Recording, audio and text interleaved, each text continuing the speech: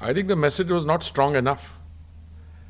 In fact, this day, going back to 1984, is one of the darkest, I shouldn't call it an episode, because when thousands of people die, it can't be called an episode. People tried to call it a riot. It was not a riot. Riots are when two communities fight each other. It was cold-blooded killing of innocent, vulnerable people sitting in their homes. Those who were responsible for democracy, for preparing voters' lists, those who were responsible for law and order, use voters' list to go to the homes of my community, the Sikh community, put charcoal signs outside, and then the homes were burnt and people were pulled out. It was one of the darkest chapters in our post-1947 history. Who was in power then? A political party which claimed that they had made a great contribution to the country. Maybe they did. But if you look at the contribution also, this is a political party which has tried to write the history of the independence struggle, the history of 1947 and post-47 history in terms of their own family. Even those who made massive contributions. Whom am I referring to? Today on the 150th birth anniversary, Sardar Patel denied his place in history according to them. Ambedkar ji denied his place in history. I can name several others. And if you believe in their version of history, it is only the Nehru-Gandhi family which did the national movement, etc. They've forgotten all the others who did things. Even the name, they don't give direct credit to where it belongs, Mohandas Karamchand Gandhi. So what I say is it's such a sad chapter. I was a young first secretary serving in the Indian mission in Geneva when I heard that Delhi had erupted into riots. My parents, my father's a retired civil servant. They lived in a small self-financing scheme, DDA flat in Housecast. One of my friends had to take my parents under cover of darkness and take them to my grandmother's house, which she had a flat refugee rehabilitation property in Khan Market. Why there? Because it was at least on the first floor. So I have known the former Prime Minister, Dr. Manmohan Singh, once told me that one of his relatives was pulled from a terrace of his house and thrown down, or he had to jump because a mob was coming. So this is not a dark chapter which can be denied. For many years the Congress denied that this happened.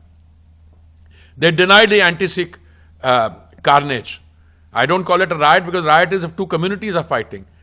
And finally, when they were caught with their pants down, then what happened? Then they started giving feeble excuses.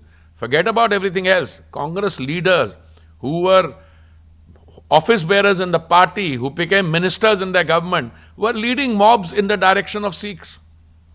This is all now very well documented. My tweets today, Nanavati Commission is a case in point. And what is the Congress point? That young leader at that point of time says, when a big tree falls, the earth shakes. We ought to be ashamed of the fact that those who were responsible for the maintenance of law and order utilize the machinery of the state to go and pile on members of a community.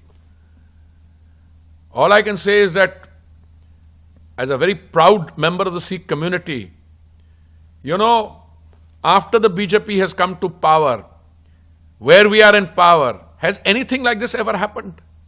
So these guys concoct stories, deny people the contribution that they have made, and they are the opposition. Is this the kind of opposition we need? When our economy is growing at 7.8% per quarter, and an international rating agency has revised our grading upward, they say ours is a dead economy. Why?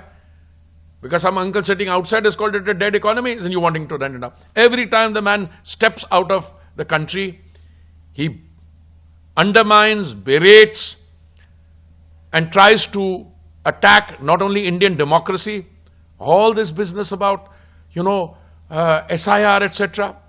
Come and participate. Let's see what happens in the Bihar election. who's making the charges and what we are doing. So I think with great humility, a few years ago, after I joined the political stream, I had written an article on the genocide of Sikhs. Today I can say that sometimes it is very important to message, because our next generation, especially those who were either very too young in 1984 to know, or we are a very young nation. I mean, today we have a demographic advantage, but our youngsters must be reminded how we became free, who are the people responsible, and who are the people who in the name of democracy abrogated civil liberties in 1975 June, and then carried out this carnage against a minority community which has always identified itself with hard work, with agricultural prosperity, with the armed forces. We may be less than 2% of the Indian population, but our contribution to the armed forces in terms of fighting men is about 27%. So these are what these people do.